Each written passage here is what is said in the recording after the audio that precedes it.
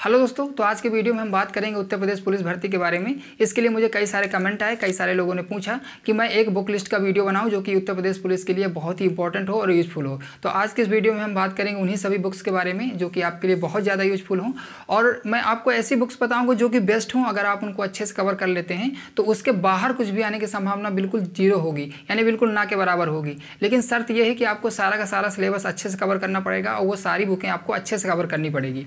तो चलिए बात करते हैं, सब डिटेल से एक एक करके मैं बुकें आपको बताऊंगा और भी चीज़ें बताऊंगा जो आपके एग्जाम के लिए बहुत ही ज़्यादा यूजफुल हो सकती हैं। तो सबसे पहले बात कर लेते हैं हम एग्जाम पैटर्न के बारे में। मैं जितनी भी बुकें बताऊंगा तो आपको सीमित बुकें बताऊंगा, ऐसा नहीं होगा कि मैं बहुत सारी बुकें बता दूं और आप परेशान हो जाए पढ़ने के लिए। मैं सीमित बुकें बताऊंगा। हो सकता है कुछ बुकें आपको ऑफलाइन मार्केट में ना मिले तो उनकी मैं लिंक डिस्क्रिप्शन में दे दूंगा, तो आप चाहें तो वहाँ से भी परचेस कर सकते हैं, लेकिन मैं आपको सभी यूनिक बुकें बताऊँगा। तो चलिए थोड़ा एग्जाम पैटर्न के बारे में बात कर लेते हैं। जो इसका एग्जाम पैटर्न है वो कुछ ऐसा है, 4 पार्ट में होगा। 4 पार्ट में नहीं, यानी जो पेपर होगा वो 4 पार्ट में डिवाइड होगा। जो पहला पार्ट होगा समान अध्ययन का होगा, जिसके 38 क्वेश्चन आएंगे, यानी 38 क्वेश्चन आएंगे। अगला पार्ट है जो मैथ का है, उसके भी 38 क्वेश्चन है। रीजनिंग का पार्ट है, उसमें 37 क्वेश्चन है और समान हिंदी के भी 37 है। यानी देखा जाए तो टोटल जो क्वेश्चन पेपर होगा वो 150 का होगा, यानी 150 क्वेश्चन का होगा। लेकिन टोटल मार्क्स कितने होंगे? वो 300 होके होंगे। इसलिए क्योंकि जो एक क्वेश्चन होगा वो 2 नंबर का होगा, इस चीज़ को आपको ध्यान रखना है। और जो माइनस मार्किंग होगी वो 0.5 की होगी, यानी 1/4 की होगी। अब ये क्या होता है 1/4 की, इस चीज़ को आप समझ लीजिए। यहाँ जो 0.5 की बात हो रही है वो जो आपके नंबर है उनके परिप्रेक्ष्य में हो रही है, और जो 1/4 की बात हो रही है वो आपके क्वेश्चंस के नंबर के परिप्रेक्ष्य में हो रही है। समझने के लिए मैं आपको एग्जांपल समझाता हूँ। मान लीजिए आपने 4 क्वेश्चन किए, उनमें 4 के 4 गलत हो गए। अगर आपने एक सही कर दिया तो आपको एक भी नंबर नहीं मिलेगा, यानी 0 हो जाएगा। यानी अगर आपने 4 क्वेश्चन किए तो अगर आपको 4 क्वेश्चन करने के बाद आपको गलत हो गए चारों के चारों, तो आपने अगर एक क्वेश्चन सही भी किया होगा तो जो 2 नंबर मिलेंगे वो आपके 0 हो जाएंगे, तो आपको कोई नंबर नहीं मिलेंगे। तो अब इसका क्या मतलब है कि आपको बिल्कुल भी रिस्क नहीं लेना है? तो ऐसा बिल्कुल भी नहीं है। रिस्क लेना है, लेकिन सोचा समझा बिल्कुल कैलकुलेटेड रिस्क लेना है।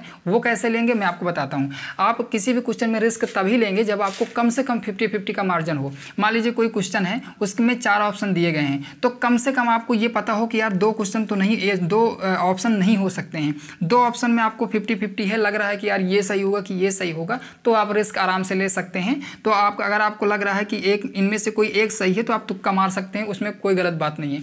लेकिन अगर आपको क्वेश्चन में आपने उससे पहले कभी पढ़ा ही नहीं, उस क्वेश्चन के बारे में कोई जानकारी नहीं है उस क्वेश्चन के बारे में, तो फिर आपको उसको नहीं टच करना चाहिए। ये थोड़ा सा सेफ जोन होता है। लेकिन अगर आपको ऐसा लग रहा है कि हाँ ये क्वेश्चन मैंने पढ़ा है, थोड़ा सा कन्फ्यूजन है, तो चलो मैं इस पर रिस्क ले लेता हूँ और तुक्का मार देता हूँ, तो वहाँ चल जाता है। ठीक है, तो ये चीज़ आपको ध्यान देनी है। अब बात करते हैं कि इसके लिए पढ़ना कौन कौन सी बुकें हैं आपको, कि सारा का सारा आपका सिलेबस कवर हो जाए। उसके लिए मैं आपको डिटेल से एक एक पार्ट की अलग अलग बुकें बताऊँगा और सिलेबस भी कवर करते चलूँगा, ताकि आपके मन में कोई डाउट ना बचे और आपका सारा का सारा सिलेबस भी कवर हो जाए, कुछ भी छूटे नहीं। तो सबसे पहले हम बात करते हैं पहले पार्ट की, जो कि हमारा समान अध्ययन का है। इसमें आपको हिस्ट्री पढ़नी पड़ेगी और आर्ट एंड कल्चर पढ़ना पड़ेगा। तो ये आपका जो कवर हो जाएगा। मैं आपके लिए इसके लिए बाद में बुकें बताऊंगा। पहले पूरा सिलेबस डिस्कस कर लेते हैं कि क्या क्या आने वाला है। ठीक है, तो पहले इसमें देखते हैं हिस्ट्री आएगी, आर्ट एंड कल्चर आएगा। इसके बाद ज्योग्राफी आएगी, जो कि इसमें इंडियन ज्योग्राफी होगी और वर्ल्ड ज्योग्राफी होगी, दोनों पढ़ना है। हिस्ट्री में आपको सिर्फ इंडियन हिस्ट्री पढ़ना है, उसके अलावा नहीं पढ़ना। संविधान जो कि पॉलिटी है, इसको भी आपको कवर करना है। पॉलिटी का एक पोर्शन और भी है, उसके बारे में भी मैं नीचे डिस्कस करूंगा।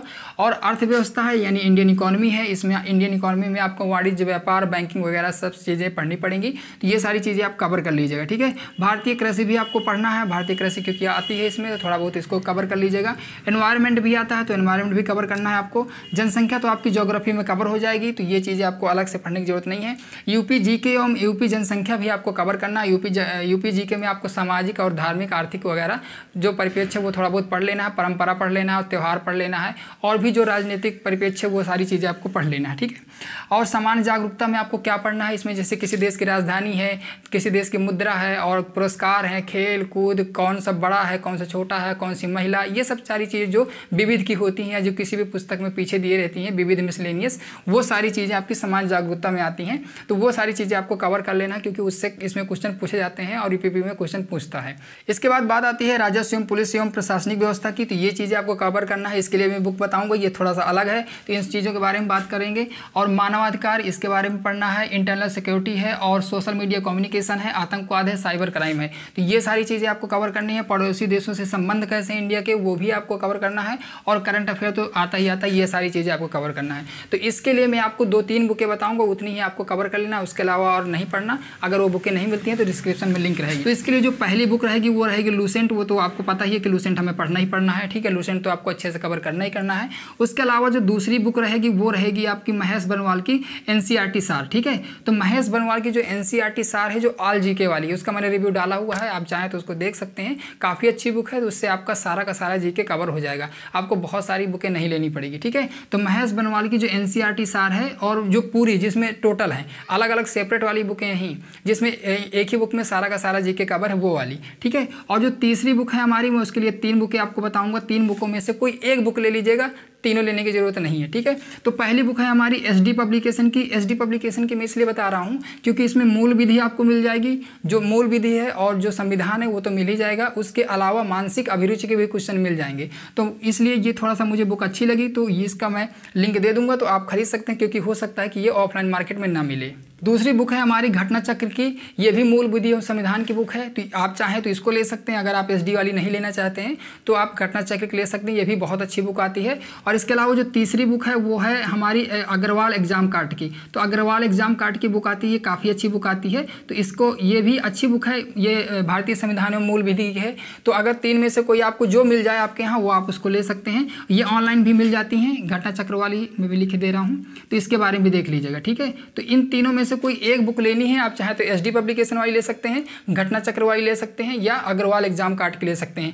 ये जो तीनों बुकें हैं ये मूल विधि एवं संविधान की हैं, मूल विधि एवं संविधान की, ठीक है। लेकिन SD वाली में क्या है, आपको एक चीज़ और ऐड मिल जाती है, जो कि इसमें मानसिक अभिरुचि है। तो ऐसे कुछ क्वेश्चन आपको मिल जाएंगे, तो ये थोड़ा सा ज़्यादा इंपॉर्टेंट है। बाकी अगर नहीं मिलती है तो उसमें बहुत ज़्यादा प्रॉब्लम नहीं है, ठीक है। तो आपको जीके के लिए ये 3 बुकें कवर कर लेनी है अच्छे से। अब बात आती है करंट अफेयर की, क्योंकि करंट अफेयर भी बहुत ज़्यादा इंपॉर्टेंट है और करंट अफेयर से क्वेश्चन बहुत सारे पूछता है। करंट अफेयर के लिए आपको मैं एक मैगजीन बताता हूँ, द प्लेटफॉर्म की। प्लेटफॉर्म की मैगजीन बहुत अच्छी रहती है, उसका मैंने रिव्यू डाला हुआ है। उसकी विशेषता क्या है कि उसमें आपको डे बाई डे का तो मिल ही जाएगा, उसमें फैक्चुअल जितना भी करंट अफेयर होता है वो भी बहुत अच्छे से रहता है। तो इसलिए वो मैगजीन मुझे काफ़ी ज़्यादा पसंद है, तो आप उसको ले लीजिएगा। और जो मंथली मैगजीन होती है, तो मंथली मैगजीन जरूर आप पढ़ते रहा करिए। तो उसके लिए अगर आप मंथली मैगजीन नहीं ले सकते हैं, एक मैगजीन आती है currentaffair.com करके, ठीक है, currentaffair.com आती है, तो उसको आप ले लीजिएगा, वो बहुत अच्छी मैगजीन है। तो अगर आपके यहाँ वो नहीं मिलती है, 15-20 रुपये की आती है, तो मैं उसका हर मंथ जो भी नई आती है मेरे पास, तो मैं टेलीग्राम पे उसका PDF बना के डाल देता हूँ। तो अगर आपको वो मैगजीन नहीं मिल पा रही है तो आप टेलीग्राम चैनल ज्वाइन कर सकते हैं।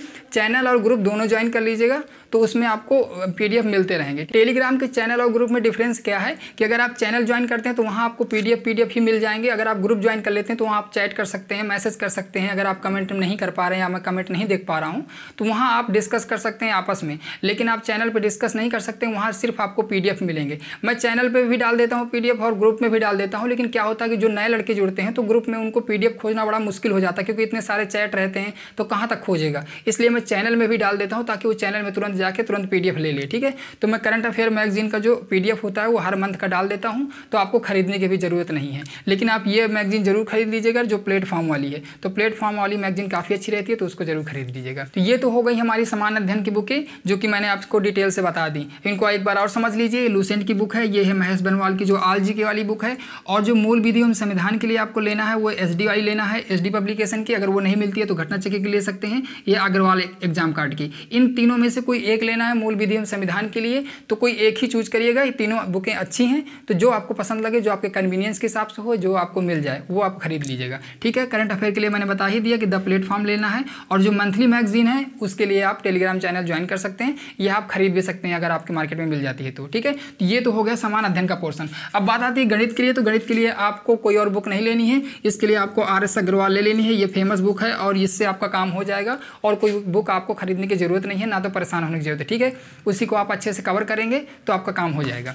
अब बात आती है रीजनिंग की, रीजनिंग के लिए आपको कौन सी बुक लेनी है। तो रीजनिंग के लिए मैंने वीडियो बना रखा है, उसमें मैंने बुक का रिव्यू डाला हुआ है। अरिहंत पब्लिकेशन की है, इसके लिए मैं आपको यहाँ बता देता हूँ। अरिहंत पब्लिकेशन की जो मास्टर रीजनिंग है, ठीक है, अरिहंत पब्लिकेशन की मास्टर रीजनिंग, तो वो आपके लिए इंपॉर्टेंट है, वो सभी एग्जाम के लिए इंपॉर्टेंट है। अगर आप वो बुक ले लेंगे तो वो सभी एग्जाम कवर कर देती है। आप कोई भी वनडे एग्जाम दे रहे हो या वनडे एग्जाम दे रहे हो या सिविल के एग्जाम दे रहे हो जिनमें CSAT का होता है पेपर, तो कोई भी एग्जाम दे रहे हो वो सभी एग्जाम को कवर कर देगी। अगर आपके पास कोई अच्छी रीजनिंग की बुक नहीं है तो आप वही वाली ले लीजिएगा, अरिहंत की जो मास्टर रीजनिंग है उसका रिव्यू पड़ा हुआ है, उसको देख सकते हैं। बेसिक वाली मत लीजिएगा, क्योंकि अगर बेसिक वाली लेंगे तो क्योंकि UPSI में और UPP में रीजनिंग थोड़ा सा ठीक ठाक आती है, क्योंकि मैंने इस चीज़ को देखा, मैंने जब आपको पेपर एनालाइज किया तो उसमें देखा कि रीजनिंग काफ़ी अच्छी खासी आती है। तो आपको जो रीजनिंग में बहुत ज़्यादा ध्यान देने की ज़रूरत है, तो आप अरिहंत की मास्टर रीजनिंग ले लीजिएगा। जो अगला पोर्शन है हमारा समान हिंदी का है, तो समान हिंदी के लिए इसमें भी आपको बहुत ज़्यादा परेशान नहीं होना। समान हिंदी के लिए आपको क्या करना है, आपको लूसेंट ले लेना है, लूसेंट हिंदी वाली,